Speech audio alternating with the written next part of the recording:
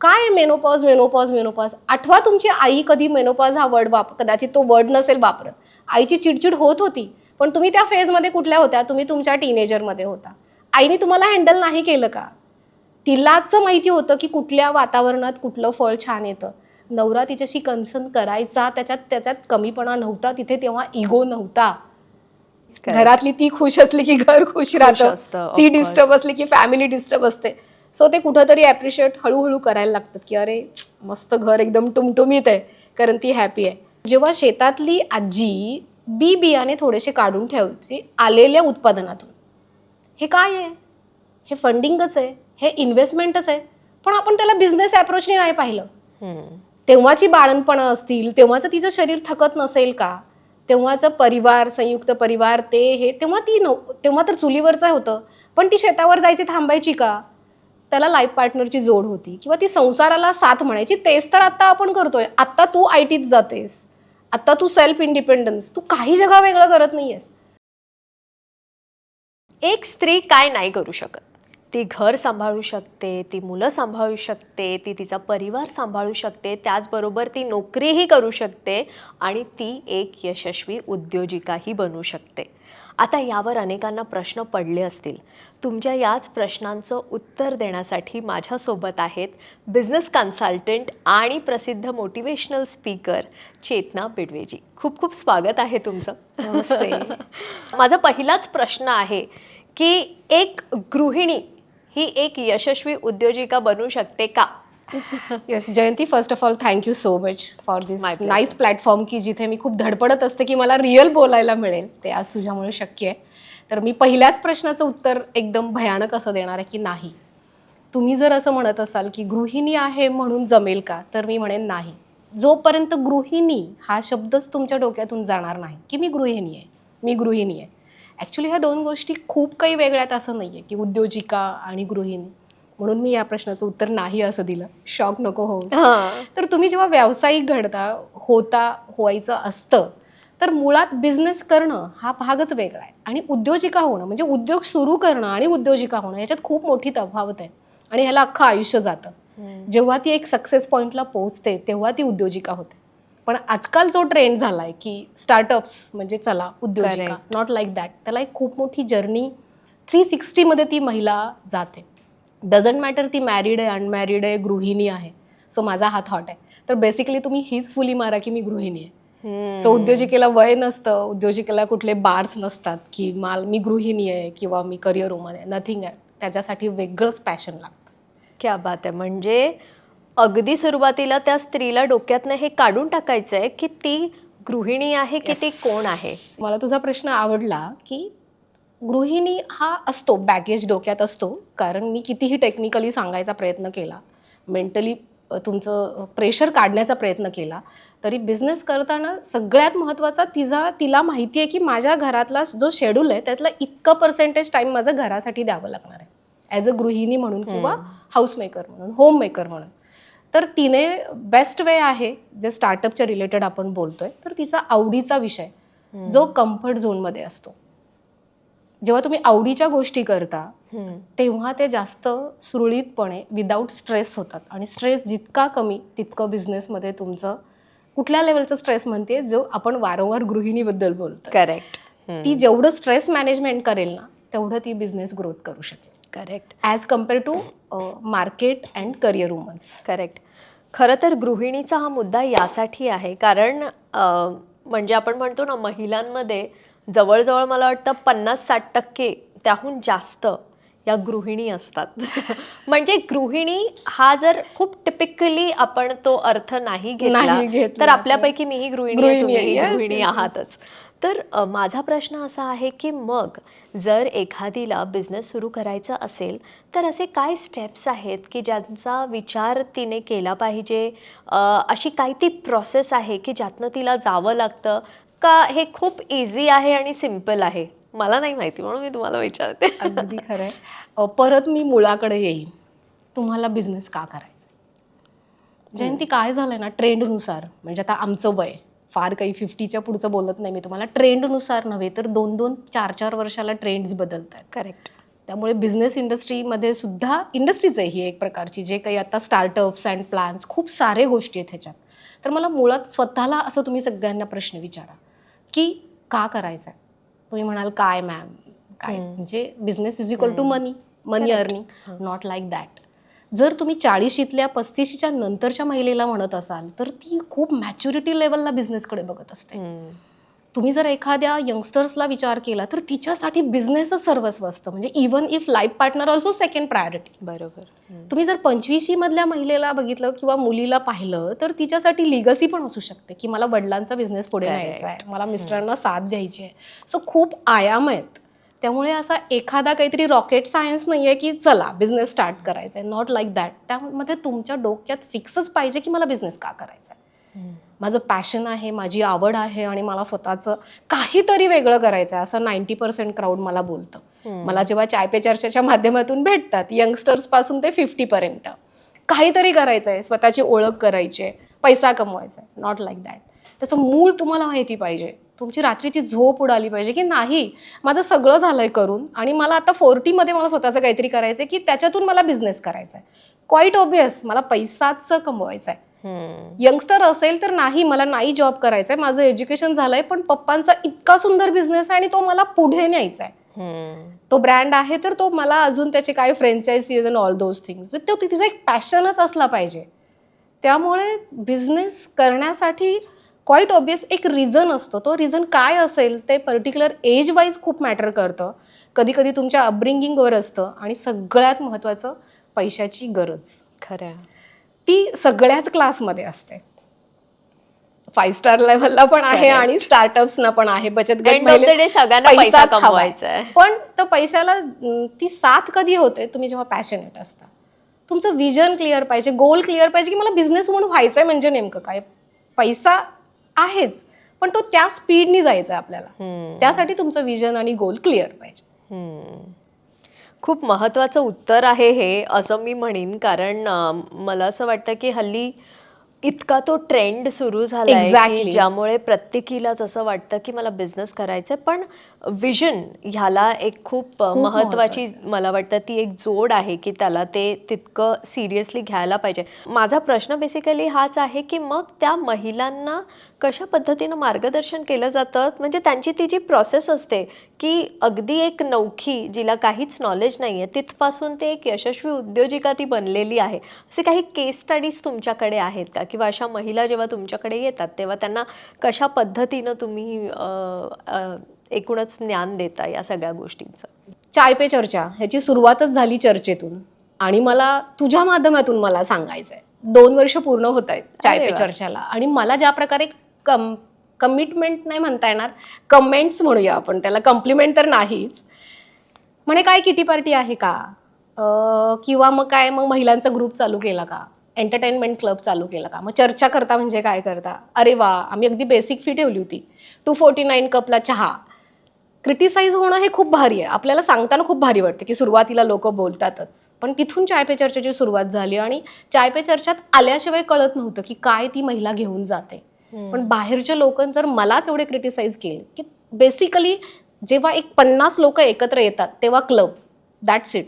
Correct. त्यामुळे मला चाय पे चर्चा एक्सप्लेन करण्यासाठी एकमेव होतं की महिलांचं सक्सेस स्टोरीज, आणि आज मी ते 2 वर्षांनी लोकांसमोर ठेवतेय आणि आत्ता कुठं चाय पे चर्चा पोचलं.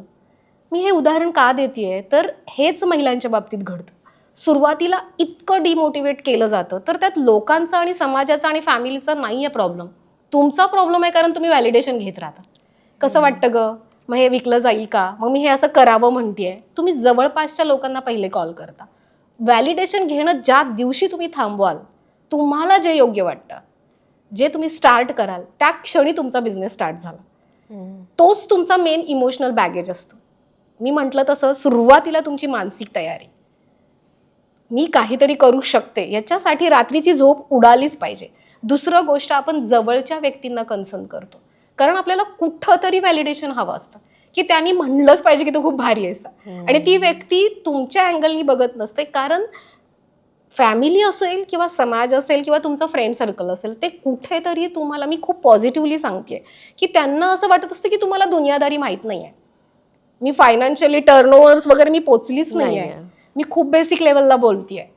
त्यामुळे माझ्याकडे येणाऱ्या महिलांना मी हे क्लिअर करते की का करताय, कशासाठी करताय आणि कुणासाठी करताय. हे प्रश्न आधी स्वतःला विचारा. तुमचा टार्गेट ऑडियन्स जेव्हा तुम्ही ठरवता ॲज कम्पेअर टू नॉट तुम्हाला पुण्यातलं पब्लिक आवडतं किंवा मला आउट ऑफ माझं स्वप्न आहे माझं प्रोडक्ट आउट ऑफ इंडिया गेलं पाहिजे.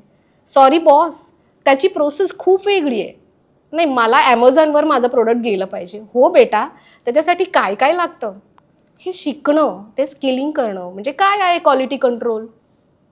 किती महिला मी आज स्पष्टपणे सांगते की महिला गृह उद्योग, लोणचं, पापड, चटण्या, आज मला माहिती आहे की माझे motichoor laddu out of India गेले, चाय पे चर्चाच्या माध्यमातून गेले, पण मला त्याच्या मागे किती काय काय करावं लागलं की फूड क्वालिटीचं लायसन असतं. Absolutely. असं काय सांगताय, हे काही जगा वेगळं नाही माहिती महिलांना. तुम्ही मोठ्या मोठ्या जत्रेंमध्ये जाताय, तुम्ही मोठ्या मोठ्या एक्झिबिशन्समध्ये जाताय, किती % महिलांकडे आहे हे सगळे लायसन्स. Not about food. किती % महिलांना माहिती आहे की किती % काय कोणत्या प्रकारचे टॅक्सेस आहेत. अवेअर करणार कोण. पॅकेजिंग फूडमध्ये काय काय मेन्शन करावं लागतं, तुमच्या ब्रँडिंगचं महत्त्व किती आहे, तुमच्या लोगोमधून तुम्ही किती काय काय प्रकारे, बाकी न्यूमरोलॉजी वगैरे तर मी बोलतच नाही. तुम्ही कायमच मेल डॉमिनंट क्षेत्रात काम केलेलं आहे. म्हणजे मला असं वाटतं राज्यातल्या पहिल्याच महिला असाल तुम्ही की जिनं मोबाईल रिपेअरिंग या क्षेत्रातून काम केलेलं आहे. तर मला त्याविषयी थोडंसं हे तिथून ते चाय पे चर्चा ह्याची सुरुवात. जयंती, मी आधीच बोलले की गरजेतून काही गोष्टी निर्माण होतात. लग्न झालेलं असतं आणि लाईफ पार्टनरला आपण सपोर्ट असा खूप स्मूथ फ्लोमध्ये देतो आणि तेव्हा तुझ्यासाठी काहीही असं असतं. सो ITI इलेक्ट्रॉनिक्स झालेलं आणि तेव्हा फक्त एक जस्ट मोबाईल की ज्याला अँटिना असायचा, ड्वेल सिम कार्ड आणि कॅमेरा, हा फार पुढच्या गोष्टी होत्या. म्हणजे इवन FM तेव्हा होतं, म्हणजे खूप भारी मोबाईल. सो त्यातली माझी जर्नी आहे. आणि मी म्हटलं तसं गरज, पैसा आणि एक आपल्याला आपलं एक ड्रीम लाईफ करायचं असतं, त्या दृष्टिकोनातून मी चालू केलं. आणि खूप तर इमोशनल पार्ट आहे. जस्ट ITI झालं होतं आणि काय करायचं आता, आपण घरी नाही बसू शकत, म्हणून मी तो मोबाईल रिपेअरिंगचा कोर्स केला. इलेक्ट्रॉनिक्सच्या रिलेटेड होतं म्हणून, पण एक व्हिजन होतं जे मी नेहमीच माझ्या मोटिवेशन स्पीकरमध्ये सांगते की मला काहीतरी वेगळं करायचं. मला तुला सांगायला खूप आवडेल की मी ज्ञानप्रबोधिनीची स्टुडंट आहे, त्यामुळे मी कुठलीच गोष्ट विदाऊट व्हिजन नाही करत. तर तेव्हा माझ्या डोक्यात होतं की हे क्षेत्र खूप पुढं जाणार आहे. आणि ज्या पट्टीत मोबाईल विकले जायचे त्याच पट्टीत ते खराबही व्हायचे. त्यातले छोट्या छोट्या दुरुस्ती की जे काही यायचे डेली प्रॉब्लेम्स, ते मला लक्षात आलं होतं. आणि तेव्हा मी पहिली महिला होते खरंच, त्यामुळे मला कामही तेवढं होतं. रिपेअरिंग क्षेत्रात लोक खूप कमी होती, त्यामुळे ती जर्नी माझी अपडेट होत राहिले. पुढं मी शिकत राहिले. म्हणजे तुमच्या मोबाईलमध्ये कॅमेरा आला, तुमच्या मोबाईलमध्ये मग सिम कार्डच्या ऐवजी मेमरी कार्ड आलं, मग अख्खी दुनियाच आली आणि आता आपण सगळेच मोबाईलमध्ये आहोत. सो अपडेट होत गेले आणि कामही तितकंच मिळालं. आणि चेरी ऑन द केक म्हणाल किंवा एक टार्गेट अचिव्हमेंट म्हटलं तर नोकियासारखी नामांकित कंपनीचं मी सर्व्हिस सेंटर स्टार्ट केलं. वा. त्याच्यानंतर मग सॅमसंग, मग त्याच्यानंतर स्किल इंडिया, मग त्याच्यानंतर मग एज्युकेशन वगैरे. बट IC लेवलचं काम मी करत होते, जे मी मगाशीपासून सांगतेय की विजन क्लिअर पाहिजे. की मोबाईल रिपेअरिंगची दुकानं हे मी 5 मिनिटात तुला सांगते की गेल्या 12-15 वर्षाचा प्रवास की मी असं केलं, मी असं केलं, मी असं केलं. पण नाही, असा बिझनेस नसतो. करेक्ट. म्हणजे माझं दुकान फोडल्यानंतर, माझं दुकान चोरी झाल्यानंतर मला कळलं की अरे सिक्युरिटी अलाराम असतो. कदाचित आता व्ह्युअर्सना हसण्याचा मुद्दा होईल, पण तेव्हा आम्हाला एज्युकेटेड कोणी नव्हतं की मोबाईलचा शॉप आहे आणि रात्री त्यात तिथे प्रॉपर चोरी होते. तेव्हा मला ते मोबाईल्स रिटर्न द्यायचे कस्टमरचं, तर मग त्याला एक सिक्युरिटी अलाराम असतो, मग ते कॅमेराज असतात, इथंपर्यंत माहिती होतं. मग त्याच्यावर तुम्हाला व्यवस्थितपणे सबसिडी असते, मग तुम्ही ते कसं रिकवर करू शकता, हे सगळं अनुभवातून शिकले. मग आत्ता मला हेच बिझनेस वुमन्सना सांगायचं की आत्ता सगळं रेडी टू मार्केट आहे. तुम्हाला गव्हर्नमेंटच्या स्कीम्स आहेत, आमच्यासारखे गायडन्स देणारे आहेत, खूप सारे तुम्हाला प्लॅटफॉर्म्स आहेत. सो हे सगळं शिकता शिकता जेव्हा माणूस प्रगल्भ होतो तेव्हा ती प्रामाणिक गरज वाटते की आपण लोकांना एज्युकेट करूया. या सगळ्या गोष्टीतून माझा मोबाईल रिपेअरिंगचा प्रवास घडला आणि खूप भारी वाटतंय. आणि त्याचा शेवट असं म्हणता येणार नाही, पण डोळ्यांचा प्रॉब्लेम चालू झाला. बारीक आयसी लेवलचं, चिप लेवलचं काम करून करून. म्हणजे मी फक्त हार्ट सर्जरी करायची. मी इंजेक्शन, गोळ्या, औषधं, ताप, सर्दी, खोकला मी बघत नव्हते. स्पेशलिस्ट होता तुम्ही, एक्सपर्ट. त्यामुळे ते डोळ्यांवर इफेक्ट लवकर झालं आणि मग त्याचा फायदा असं म्हणता येणार नाही, कदाचित पुढची ही जर्नी हो, पण त्याचा असं इम्पॅक्ट झाला की मला मोबाईल रिपेअरिंग थांबवावं लागला. एक मोटिवेशनल स्पीकर म्हणून जेव्हा तुमच्याकडे असे काही केसेस येतात का की त्या महिलेमध्ये कॉन्फिडन्सच नाही आहे, पण कुणीतरी बोलतंय म्हणून ती जाते आणि तिला स्वतःला सिद्ध करायचं आहे, मग अशा महिलांचं ते जे ट्रान्सफॉर्मेशन घडवून येतं ते कसं घडतं? म्हणजे असं काय असतं ते? आता मला माहित नाही. म्हणजे मी आता येतानाच मला एक कॉल आला गाडीत असतानाच. एक खूप सुंदर उदाहरण आहे आणि मला ते सांगावंसं वाटेल. एक मस्तपैकी पुण्यामधलं आपलं लक्ष्मी रोड आणि एक नामांकित ज्वेलरी शॉपमध्ये आम्ही असंच promotion kind of chai pe चर्चा आमची मीटिंग चालू होती. एक लाजरी बुजरी मुलगी आली आणि आता सध्या त्या गोष्टीला झाली 2 वर्ष. आपल्याकडे आता पाडवा जवळ आलाय आणि आता एक स्टॅच्यूज आलेत मार्केटमध्ये. आता ते खूप व्हायरल झालेत. गुढीपाडव्याचा आपला छोटा स्टॅच्यू, एक आर्टिफिशियल आपलं एक गिफ्टिंग मटेरियल झालं ते. आता एक 2 वर्षापूर्वी ते तितकं नव्हतं. ती बनवणारी एक महिला पुढं आली, थरथर कापत होती. कसल्याही काहीही प्रकारचं तिला कॉन्फिडन्स हा शब्दच तिच्या डिक्शनरीत नव्हता आणि तिने ते प्रोडक्ट दाखवलं. मी ॲज युजल प्रत्येक मीटिंगला मी 41 महिलांना भेटते. असे आपले 2 वर्षात आपण 2000 महिलांना भेटलोय. तर मी तिला ॲज युजल ती 6 महिने गायब झाली. त्याच्यानंतर आमचा एक एंटरटेनमेंट क्लब थ्रू आमचा एक फ्रेंडशिप डे पार्टी होती. आम्ही सगळ्या महिलांना आवाहन केलं, this is the one of the step of confidence. So मी महिलांना सांगितलं की या नाचा दंगा करा, पण आपण काही महिलांना संधी देऊया की तुम्ही टेबलवर तुमचे प्रोडक्ट्स आणा. यू ओंट बिलीव्ह, अर्ध्या तासात तिचा टेबल रिकामा झाला. ज्या प्रकारे तिचा कॉन्फिडन्स वाढला, ती बोलू शकत नव्हती, एक्सप्लेन पण तो जी विक्री झाली तिची बिकॉज ऑफ हर प्रोडक्ट. म्हणजे तिच्यात टॅलेंट होतं, तिच्यात स्किल होतं, पण तिच्यात त्या कॉन्फिडन्स प्रॉडक्टमध्ये इतकं क्वालिटी होतं.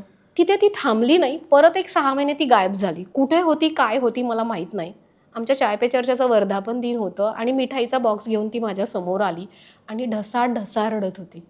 वर्षभरात झालेले काही गोष्टी ती जेव्हा मला सांगितली, खूप भारी वाटतंय. म्हणजे मला वाटतं हेच वुमन्स एम्पॉवरमेंट आहे. आय स्वेअर, सिरियसली सांगते की एखाद्या महिलेला घडवणं हे मी घडवलं म्हणत नाही, तिने मी सांगितलेल्या गोष्टी फॉलो करणं.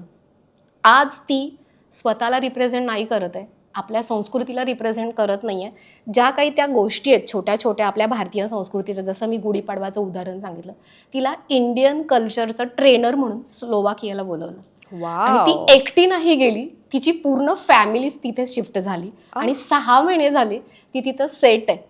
जेव्हा केव्हा आठवण येईल तेव्हा ती चाय पे चर्चाचे व्हिडिओ बघते. खूप मोठे स्ट्रगल होते तिला. एकतर लँग्वेज बॅरियर होतं, पहिल्यांदा ती विमानात बसली, स्वतःचा व्यवसाय घेऊन ती तिथे जात होती, प्लस इंडियाला रिप्रेझेंट करत होती, त्यात महाराष्ट्रीयन संस्कृती. म्हणजे किती सारं आहे सगळं.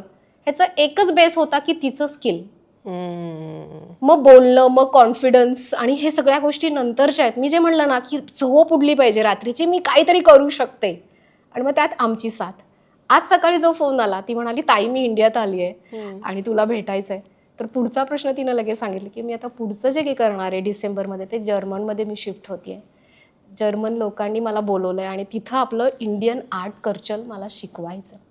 सो इथे सगळं बारगळतं, तुमचे टर्नओव्हर्स आणि हे ते. आणि जेव्हा ती मुलगी मला म्हणते, म्हणजे this is a best success of chai pe charcha, ती म्हणते ताई मला 10 ते 15 आता आर्टवाल्या अशा हव्यात की ज्या इंडियन कल्चर जर्मनीला रिप्रेझेंट करतील. वाव. सो आपण जे काही आर्ट अँड क्राफ्टला म्हणजे फक्त एका नजरेतून बघतो, तर त्याला विजन किती मोठं आहे तुझ्या लक्षात येईल. So this is the real success. की खूप सारे आहेत की आता फराळीचे पदार्थ आपण आउट ऑफ पाठवतो, त्याच्या पुढे काय होतं कधी विचार केलाय? फक्त आपल्या एका नातेवाईकाला आपण पाठवतो, पण तिथल्या मिठाईच्या दुकानात आपली मिठाई रिप्रेझेंट होऊ शकेल का? मग त्याच्यासाठी किती काय काय स्ट्रगल असेल, तिची क्वालिटी कुठल्या प्रकारे न्यावं लागेल, ह्या सगळ्या गोष्टींवर आम्ही काम करतो. क्या बात आहे. म्हणजे कमाल उदाहरण आहे ना. म्हणजे जसं मी म्हटलं एक 360 ट्रान्सफॉर्मेशन त्या महिलेचं. म्हणजे आपण फक्त कॉन्फिडन्स बद्दल बोलतोय, ती 7 समुद्रा पलीकडे गेली आणि तिथली स्लोवाकिया तिने ते लँग्वेज शिकलं. म्हणजे it's not a joke. Training घेणं, ते प्रोडक्ट शिकवणं म्हणजे कम्युनिकेशनच आलं. करेक्ट. आणि ते शिकून परत ते तिला आता पुढं स्वतः तिला एक्सप्लोअर करायचं आहे. आणि दुसऱ्या देशाची जर तिला परत अप्रोच येत असेल तर काय कमालीचा कॉन्फिडन्स वाढला असेल तिचा. म्हणजे इन शॉर्ट मैदानात उतरणं गरजेचं आहे. तुम्ही फक्त घरी बसून विचारात ते आणू नका, ते अंमलात आणा, हे खूप महत्वाचं थोडंसं आहे. सीन मधून मी हे थोडंसं फिल इन द ब्लँक्स करते. मीटिंग संपलं, ती लक्ष्मी रोडला खाली आली आणि एक काका चालले होते. ते काका म्हणाले, बेटा तुझ्या हातात काय आहे? ती म्हणाली, गुढीपाडव्याचं प्रतिकृती आहे. ते म्हणाले की हे मला विकत द्याल का? तर ती म्हणाली की नाही, आमच्या मॅडमसाठी मी हे ठेवलंय. मला फोन आला की ताई मला हे तुला गिफ्ट द्यायचंय, पण इथे काका माझं 500 रुपयाला ते विकत घ्यायला तयार आहे. ते काकानी ते 500, मी म्हटलं देऊन टाक, तू मला कधीही गिफ्ट करू शकते. ती प्रतिकृती गेली. त्या काकांनी तिला पहिल्यांदा 100 पीसची ऑर्डर दिली. वा. आणि त्याच्यानंतर तिला ते स्लोवाकियाची ऑर्डर मिळाली. So it's amazing. म्हणजे मी म्हणते ना की तुम्ही पॅशनेटली करत राहा. तुमच्यासाठी काय वाढून ठेवलं तुम्हाला I swear. माहिती नाहीये. आणि या सगळ्याच माझ्या एनर्जी आहेत ज्या Correct. करतात, त्यांच्यासाठीच मला खूप भारी वाटतं काम करायला. करेक्ट. म्हणजे कमाल केस स्टडी तुम्ही आता आमच्यासोबत शेअर केलेली आहे. पण मी जसं म्हटलं की एका पॉईंटला आपण विचार करतो की आपल्याला बिझनेस सुरू करायचा आहे, तर आपल्याला मटेरियलिस्टिक थिंग्स काय काय पाहिजे. तर आपल्याला पैसा पाहिजे इन्व्हेस्टमेंटसाठी, आपल्याला जागा पाहिजे, आपण तिथून आपलं दुकान टाकू, शॉप टाकू, जे काय असेल, किंवा हल्ली ऑनलाईन सुद्धा गोष्टी आहेत, आपल्याला आपली वेबसाईट डिझाईन करायची वगैरे वगैरे. पण या सगळ्या मटेरियलिस्टिक गोष्टींना बाजूला ठेवून जे सुरुवातीला जसं तुम्ही विमेन एम्पॉवरमेंटच्या गोष्टी करता आणि तुम्ही त्यासाठी महिलांची मदतसुद्धा करता, तर असे कोणते इंटरनल स्किल्स आहेत एखाद्या महिलेमध्ये जे डेव्हलप करणं खूप गरजेचं आहे, आणि जेणेकरून मग तिच्यातला तो जो कॉन्फिडन्स, आणि मग सगळ्याच गोष्टी पार पडतात, मग पैसा पण येतो, दुकान पण येतं, आणि बाकीचं सगळं प्लॅनिंग 101% करेक्ट आहे. मी जे बोलले ते पर्सनल बॅगेजेस, त्याच्यानंतर बॅरियर्स, आणि त्याच्यानंतर बॅलन्स, हे 3 बी खूप महत्त्वाचे आहेत. मी फार लेडीज असं झेंडा नाही हे करणार. तर तुमचे बॅगेजेस जे आहेत ते खूप स्ट्रॉंगली तुमचे स्पीड ब्रेकर ठरतात. डोक्यात तुमच्याच आहे. तुम्हाला वाटतं समोरचा काय म्हणेल, तुम्हाला वाटतं नवऱ्याला पटणार नाही, तुम्हाला वाटतं पप्पा परमिशन देणार नाही, तुम्हाला वाटतं मुलं मोठी झाली आहेत ते काय म्हणतील, आई तुला आता काय गरज आहे, आता खा पी निवांत.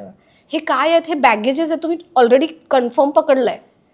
तुम्ही इतके झपाटून जा ना, ते स्वतःहून म्हणलं पाहिजेत, नाही यार तू इतकं भारी करतेस, तू कर. हे माझ्याबरोबर घडलंय. तुम्ही जेव्हा झपाटून जाता आणि त्याचे रिझल्ट फॅमिलीला खूप कळतात. तुम्ही आज रुसलात काय, आज काहीतरी बिनसलेलं दिसतंय, किंवा काय आज मावशीचा फोन आला का, इतके जर तुमचे बॉडी लँग्वेजेस आणि फ्रिक्वेन्सीज फॅमिलीला कळत असतील, हॅलो, याच्यावरून तुमच्या फ्रेंडला तुमचं जर भावना आणि तुमचा मूड कळत असेल, तर का तिला बिझनेसबद्दल पॅशन कळणार नाही, का फॅमिलीला तुमचं पॅशन नाही कळणार. सो तुमचे बॅगेजेस तुम्ही स्वतः ॲनालाइज करा, लिहून काढा. मला ह्याची भीती वाटते, मला बिझनेस करायचा आहे पण मला घरातल्यांशी बोलायला भीती वाटते, माझ्याकडे पैसा नाही आहे, माझ्याकडे पैसा आहे पण कॉन्फिडन्स नाही आहे. हे सगळे तुमच्या डोक्यातले बॅगेजेस आहेत. सो सेकंड मी जे म्हटलं बॅलन्स, सगळं असतं, सगळं होऊ शकतं. आता खूप सोपं झालं आहे, वन टिकवर आहे सगळे. एजन्सीज आहेत, लोन्स आहे, टेक्निकल थिंग्स आहेत, गव्हर्नमेंट तुमच्या पायाशी आहे, दाराशी आहे, इतके स्कीम्स आहेत. So doesn't matter. पण बॅलन्स ऑफ लाईफ मला जमेल का. आपण सवय लावली ना त्यांना चहाचा कप द्यायचा, हे बोलायला सोपं असतं.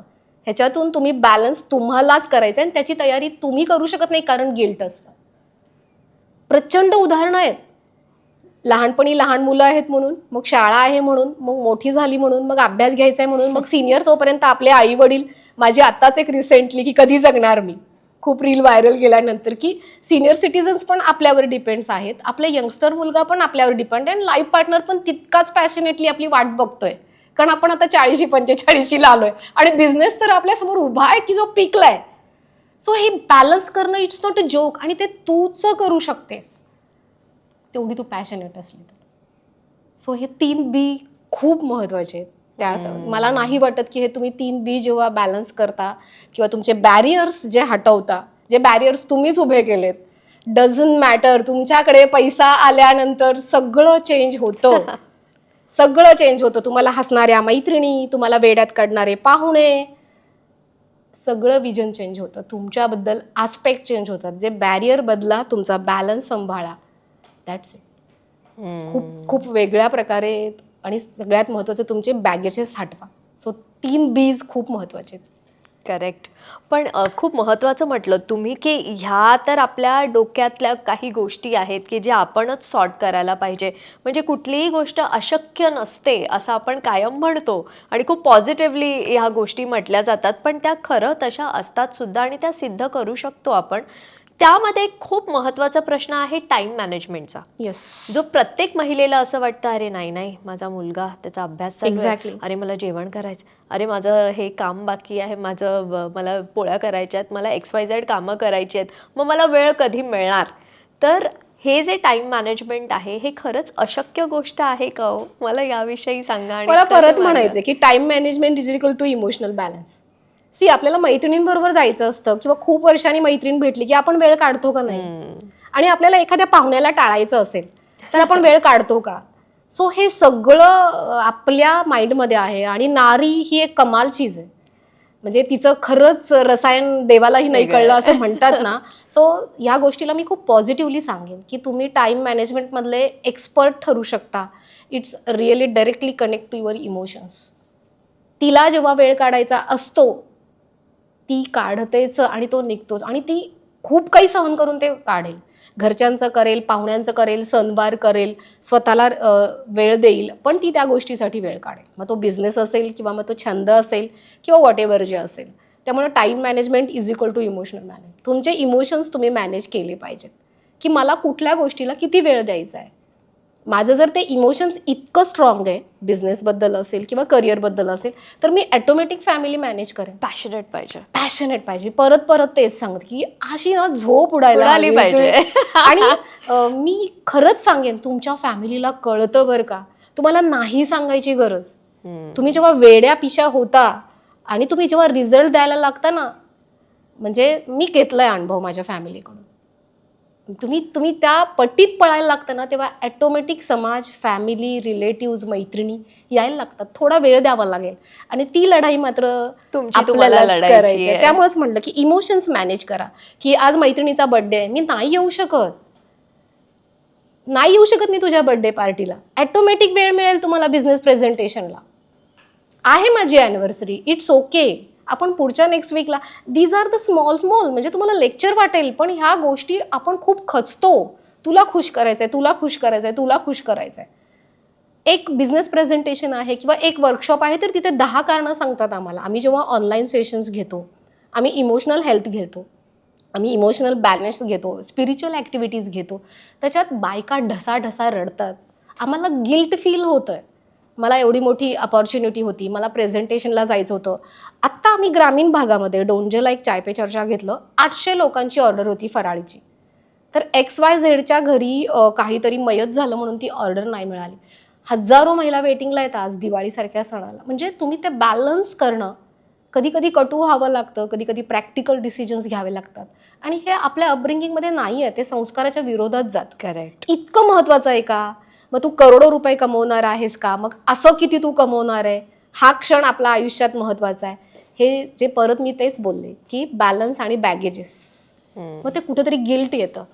आणि मग त्यामुळे ते इमोशन्स गोष्टी तुमच्या time management. So time management असं खूप मोठं रॉकेट सायन्स नाहीये. इमोशन्स मॅनेज करायला शिका. मला जर माहिती आहे की माझ्या मैत्रिणीला बड्डेचा माझा प्रेझेन्स महत्त्वाचा आहे, तर तो बड्डेच्या दुसऱ्या दिवशी पण मी तिला, एक्झॅक्टली.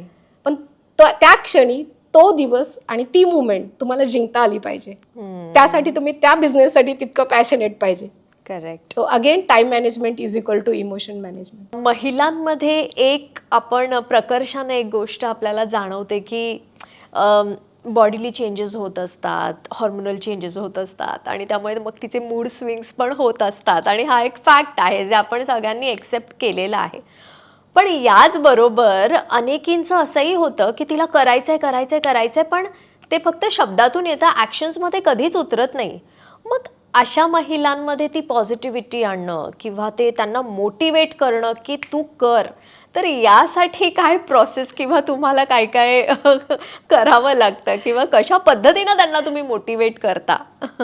मी सुरुवातीपासूनच सांगते की मी मुळावर घाव घालते. मला पहिल्यांदा बघायचं असतं की ती स्वतः किती पाण्यात आहे. मी कमीत कमी 4 वेळा बोलले की ती इतकी पॅशनेट पाहिजे की तिची झोप उडलीच पाहिजे. प्रॉब्लेम्स हे वेगळे आहेत. मूड प्रॉब्लेमच तिला माहीत नसतं की मूड स्विंग होतं. आपल्या आईला होत नव्हते का? मोनोपॉज आपल्या आजीला नव्हतं का?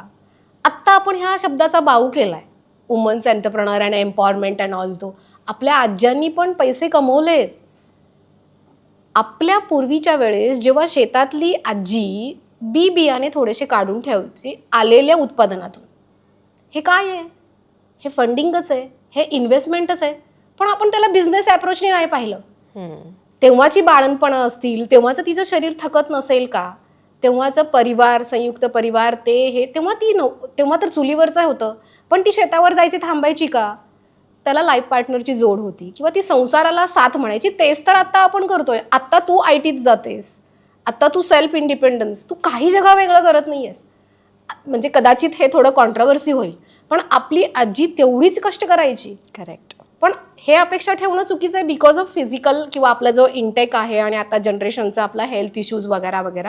इट्स ओके, तुम्ही घरातलं किती पटीत करताय वगैरे, पण तो फॉर्मॅट तोच आहे. जसं मी बियाण्याचं सांगितलं, आजीला माहिती असायचं की हे उत्तम बियाणे आहेत आणि हे मला पेरणीच्या वेळेस लागणार आहेत. हेच तर कन्सेप्ट आपल्याला आत्ता करायचं आहे की मी जितकं काही मला स्किलिंग आहे आत्ता ट्रेंडनुसार, मला कुठं स्किल व्हायचं आहे, मला टेक्नो सर्व व्हायचं आहे, मला स्किलफुल व्हायचं आहे, माझं कम्युनिकेशन मला बिल्ड करायचं आहे, माझं इमोशनल हेल्थ मला पाळायचं आहे, प्लस माझी फॅमिली मॅनेज करायची आहे. ह्या सगळ्या गोष्टी करणं म्हणजेच एक एक बी काढून ठेवणं नाही का? इतकं सोपं आहे ते. त्यामुळे काहीतरी वेगळं करतोय याच्यातून जेव्हा ती खाली येईल तेव्हा तिला लक्षात येईल ह्याच्या मागं एकच आहे की त्या आजीची भावना होती की आजोबाला मदत करणं, त्या आजीची भावना होती की माझ्या फॅमिलीसाठी मी काहीतरी करते, आणि सगळ्यात महत्त्वाचं तिचं बालपण माहेरी पण त्याच्यातच जायचं. त्यामुळं तिला ते करण्यात मजा यायची.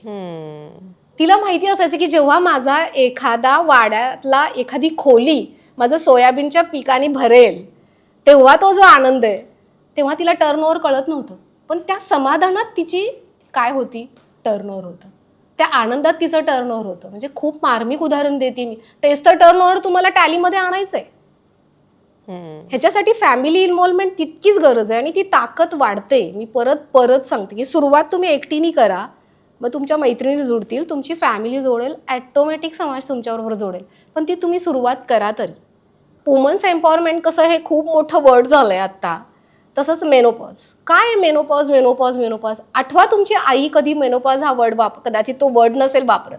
आईची चिडचिड होत होती, पण तुम्ही त्या फेजमध्ये कुठल्या होत्या? तुम्ही तुमच्या टीनेजरमध्ये होता. आईने तुम्हाला हँडल नाही केलं का? तो तिचा मेनोपॉज होता. तुम्ही हा विचार करा की आईने मला कसं हँडल केलंय, तुम्ही तुमच्या मुलाला हँडल करू शकताय. आता तर खूप साऱ्या थेरपीज आहेत, खूप सारे ऑनलाईन क्लासेस आहेत. आपल्या आईला कोणी विचारलं की बाई तुला मेनोपॉज होतोय का? तिच्या सासूशी बोलायची तिला तेव्हा काही संधी होती का? तिच्या आईशी शेअरिंग करायची काही संधी होती का? आत्ता आपली मुलं आपल्याशी बोलतायत, प्लीज टेक अ रेस्ट, तू रिलॅक्स राहा, तू नको. आपल्या मुलांना कळलंय की आई आता मेनोपॉजच्या फेजमध्ये आहे. आपल्याला कळलं होतं, आपण आईची काळजी घेतली. इतकं सुंदर आहे हे सगळं. आपल्या समोरच गायडन्स आहेत, आपले गाईड रेडी आहेत. आजी, आई, मला नाही वाटत कुठल्या मोटिवेशनल स्पीकरची गरज आहे. तुमची फॅमिली बॅकग्राऊंड, त्या लोकांनी खरंच खूप स्ट्रगल केलंय. फक्त त्यांना एम्पॉवरमेंट हा वर्ड नव्हता. आज कितीतरी ग्रामीण भागातले शेतकरी आहेत की त्यांच्या खंबीरपणे, मी फक्त शेतकरी ह्याचं उदाहरण देतेय तुम्हाला जास्तीत जास्त मार्मिकपणे समजावं म्हणून. तिलाच माहिती होतं की कुठल्या वातावरणात कुठलं फळ छान येतं. नवरा तिच्याशी कन्सर्न करायचा, त्याच्यात कमीपणा नव्हता तिथे, तेव्हा इगो नव्हता. कुठल्या बाजारपेठेत विकला गेलेला माल जास्त आपल्याला पटीत त्याचं विक्री होईल हे आजीचं सांगायची, कारण महिलांच्या गप्पा व्हायच्या. मार्केट तेव्हा कॉम्पिटिशन होतच. या शेतकऱ्याकडे अचानक टमाट्याला आलेला भाव, सगळ्या शेतकरी टमाटोच पिकवतोय हे आजीला आधी कळायचं, कारण ती कुठे जायची, पडसाला जायची. म्हणजे हे वेगळ्या प्रकारे मी सांगतेय, पण हे जे काही महिलांचं सशक्तीकरण आहे, जो गॉसिप हा वेगळ्या प्रकारे सोशल मीडियावर केला जातो, तर याच्यातून खूप मोठं चर्चासत्र होऊ शकतं की तुम्ही एकत्र या आणि बोला. का वाटतंय कॉम्पिटिशन? नाही वाटलं पाहिजे कॉम्पिटिशन. आज एका ठिकाणी 10 आउटलेट आल्यानंतर नाही वाटली पाहिजे. मग त्याच्यासाठी काय करू शकतो? तर तुझा हा USP आहे हे सांगितलं पाहिजे. आज पॉडकास्टच्या माध्यमातून, इंटरव्ह्यूच्या माध्यमातून तुम्ही ओपन होऊ शकता. या तुम्ही पुढे, तुम्ही काय बेस्ट आहात. तुम्ही 4 लोकां प्रोडक्ट एकच आहे, पण माझं या सगळ्या प्रोडक्टमध्ये माझं तुमचं प्रोडक्ट माझं प्रोडक्ट सेम आहे, पण माझ्या प्रोडक्टचं USPच हा आहे. So I am not your competitor. इतकं सोपं आहे ते. सो बेसिकली जरी प्रॉडक्ट सिमिलर दिसत असले तरी त्यामध्ये युनिक पॉइंट्स वेगळे असू शकतात आणि त्याचे USPs वेगळे असू शकतात. ते USP तुम्हाला ठरवायचं आहे. आणि का तर तुम्हाला सगळ्यांपेक्षा वेगळं व्हायचंय, का तर तुम्हाला सेल्स मार्केट तुमचा वेगळा ठरवायचा आहे, आणि का तर तुम्हाला कॉम्पिटिशनचा स्ट्रेस नाही येऊ द्यायचा आहे. त्यासाठी तुम्हाला तुमचा USP काढावा लागेल. सो जसं मी तुम्हाला मगाशी प्रश्न विचारला की महिलांच्या, जसं तुम्ही सुरुवातीलाच म्हटलं की ते मेंटल बॅगेज तुम्हाला आधी क्लिअर करावं लागेल. म्हणजे बऱ्याच महिलांचं असं म्हणणं असतं की अरे आम्ही घरची कामं करायची, स्वयंपाक करायचा, मुलांना बघायचा की व्यवसाय करायचा. मग अशा महिलांना काय उत्तर असतं तुमचं?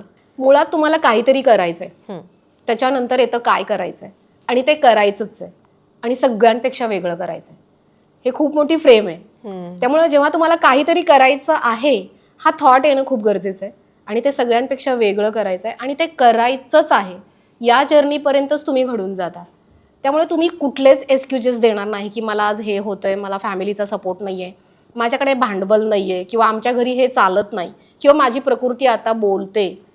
हे सगळे मग ते तिथे पूर्णपणे निगोशिएबल होतं. कारण ह्याच्यासाठी प्रचंड इच्छाशक्ती लागते की मी मुलगी आहे, मी उद्या बायको होणार आहे, मी उद्या आई होणार आहे, मी परत सासूबाई होणार आहे, मी म्हातारी होणार आहे, आणि मी सो कॉल्ड, आणि आपण परत परत गृहिणींबद्दल बोलतोय किंवा सो कॉल्ड आपल्या कुठल्या क्लाससाठी नाही बोलत आहे. हे आता सध्याची एक फेज चालू आहे की तुम्ही खूप मोठ्या बिझनेस वुमनच्या मिसेस जरी असलात, किंवा तुम्ही वेल क्वालिफाईड, वेल सेटल, रिच फॅमिलीतून असलात, तरी तिथं आतून तिला ते पोखरत असतं की मी काहीच करत नाही. तेव्हा सुद्धा तुम्ही विचार करू शकता की मला हे का करायचंय, काहीतरी करायला पाहिजे म्हणून करायचंय, की मला काहीतरी खरंच करायचंय. ते काहीतरी उत्तर जेव्हा तुम्ही स्वतःला विचारत नाही, तेव्हा तुम्ही त्या क्षणी तुमचे सगळे क्वेश्चन्स बाजूला होतात, तुमच्या अडचणी बाजूला होतात. मी परत परत सांगेन की चाय पे चर्चाच्या माध्यमातून आम्ही स्पीड ब्रेकर्स आधी तुम्हाला जाणीव करून देतो की तुमचे स्पीड ब्रेकर्स काय आहेत तुमच्या बिझनेसमधले, आणि मग ते स्पीड ब्रेकर्स आपल्याला कसे हलवायचे. दिस इज द चाय पे चर्चा. चर्चाच होत नाही ह्या गोष्टींवर. त्यामुळे तुम्हाला काहीतरी करायचंय, ह्याच्यासाठी फक्त इच्छाशक्ती, आणि मग ते काय करायचंय आणि कसं करायचंय आणि मग ते कसं होणार आहे, ह्याच्यासाठी खूप सारे प्लॅटफॉर्म्स आहेत आपल्याकडे. सो इच्छाशक्ती खूप महत्वाची आहे, आणि त्याच्यासाठी चर्चा होणं खूप महत्वाचं आहे. ते कुणासमोर तरी बोलणं महत्वाचं आहे. अडचणी सुद्धा शेअर करणं खूप महत्वाचे आहेत, आणि प्रॉपर व्यक्तीसमोर, आणि त्या व्यक्तीने जीव तोडून सांगितल्यानंतर ते इम्प्लिमेंट करणं ही तितकंच महत्वाचं आहे. परत त्याला इच्छाशक्तीच आली. 21 दिवस आणि हे थेरपी ते थेरपी आपण बघतो, पहिल्याच दिवशी करतो. न्यू इयर रिझोल्युशन आहे, पहिल्याच दिवशी करतो, पहिल्याच महिन्यात करतो, पुढे काय होतं. करेक्ट. अगेन इच्छाशक्ती, कन्सिस्टन्सी पाहिजे. Consistency is the key of success. हे म्हणण्या इतकं, हे वाक्य खूप फेमस आहे मला माहितीये, पण तो तितकंच तुम्हाला तोडून मोडून काढतो, आणि एका पीक पॉइंटला येईपर्यंत तुमची कस लागते, आणि त्या कस मध्येच तुम्ही ठरता, तर तिथे तुम्हाला ते इच्छाशक्तीच नेते. करेक्ट. मला एक प्रश्न करायचा होता की अ हॅपी वुमन ही जी कॉन्सेप्ट आहे की जे आपल्याला हल्ली खूप कमी दिसतं. सगळ्याच जणी स्ट्रेसमध्ये आहे, सगळ्याच जणी प्रेशरमध्ये आहे, सगळ्यांनाच टार्गेट आहे, सगळ्यांना घरी सासू छळतीये, कुणाला काय प्रॉब्लेम आहे. तर मला असं वाटतं की महिलेनं आनंदी राहणं हे किती महत्वाचं आहे. Just go with flow. तुम्ही टीनेजर आहात तर जे वाटतंय ते करा. तुम्ही त्याच्यासाठी कॉन्फिडंट असाल तर व्हॉट एव्हर द करिअर असेल, तुमचं लाईफ पार्टनर असेल, एज्युकेशन असेल, व्हॉट एव्हर यू वॉन्ट, तुम्ही कॉन्फिडंट पाहिजे की मला हे हवंय, मी करते. बघा तुम्ही तुमची स्किन कशी ग्लो नाही करणार.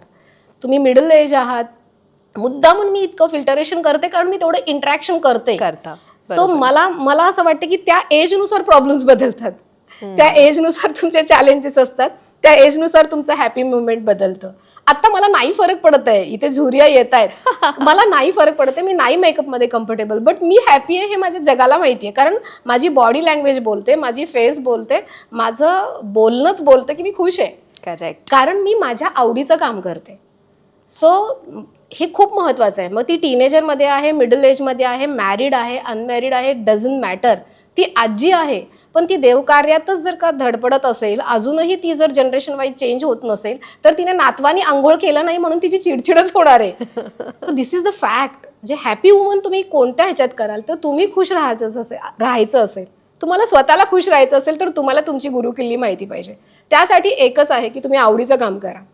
तुम्हाला आवड कशात वाटतंय, तुम्ही कशात रमताय, तुम्ही खुश राहा, सगळे आजूबाजूचे खुश राहतील. खरं आहे. आणि त्याच्यासाठी तुम्हालाच वर्क करायचंय. So happy woman is equal to your choice. Go with flow. जे समोर येतंय ना, धमाल करा, कमाल करा. काही एज मॅटर नाहीये, तुमचा मेनोपॉज मॅटर नाहीये, फॅमिली रिस्पॉन्सिबिलिटीज मॅटर नाहीये, फंडिंग बिझनेस याच्यासाठी तर काहीच. मी तुम्हाला स्वतःचं उदाहरण देईन की एज्युकेशन सुद्धा मॅटर नाहीये बिझनेस वुमनसाठी. हो. लिटरली द पॅशन आणि वेडेपणा. मी 10th पास आहे, मी आज ओपनली सांगते, मी 10th पास आहे. So doesn't matter. फंडिंग 0 आहे. तुम्ही काम करायला लागा, फंडिंग 10 ठिकाणी अवेलेबल होईल.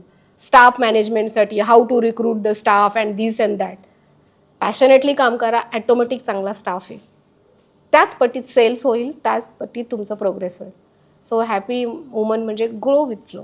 पॅशनेटली जा फक्त. आणि आनंदी स्त्री इज इक्वल टू ती जे काम करेल त्यात तिला यश पण मिळेल, कारण ती मनापासून करेल. आणि इमोशनल बॅलन्स. एक्झॅक्टली. वाईस वर्सा आहे ते, दोन्हीकडून आहे एकदम. म्हणजे तुम्ही आवडीनं करताय म्हणून सक्सेस मिळणार आहे, आणि सक्सेस मिळताय म्हणून आवड तुमची अजून वाढतीये. करेक्ट. तर हे सगळं इंटरलिंक्ड आहे एका अर्थी. येस. आणि ते तुम्हालाच कळलं पाहिजे. आणि तुम्हाला एकदा ते गवसलं की मग फॅमिलीलाही ते कळून जातं की तुम्ही खुश आहात.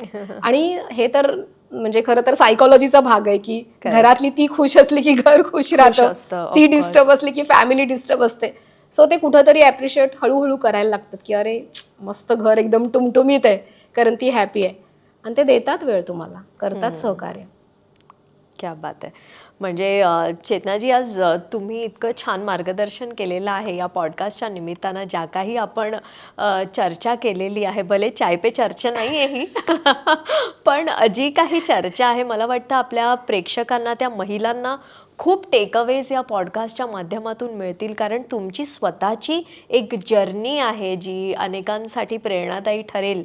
की जसं मी मगाशी म्हटलं की मेल डॉमिनंट क्षेत्रात तुम्ही काम केलं आणि मनापासून काम केलं, इतक्या जिद्दीने काम केलं की तुमच्या डोळ्यावर त्याचा लिटरली त्रास होऊ लागला, आणि त्यामुळे तुम्हाला ते स्विच करावं लागलं. अदरवाईज मला वाटतं त्या क्षेत्रात तुम्ही आजही आवडीनेच काम केलं असतं. पण आज जे काही काम तुम्ही करताय, अनेक महिलांना महिला सक्षमीकरणच्या दिशेनं जे काही काम करताय, ते खरंच कौतुकास्पद आहे. आणि तुमच्या पुढच्या वाटचालीसाठी तुम्हाला खूप खूप शुभेच्छा. थँक्यू. Thank you so much.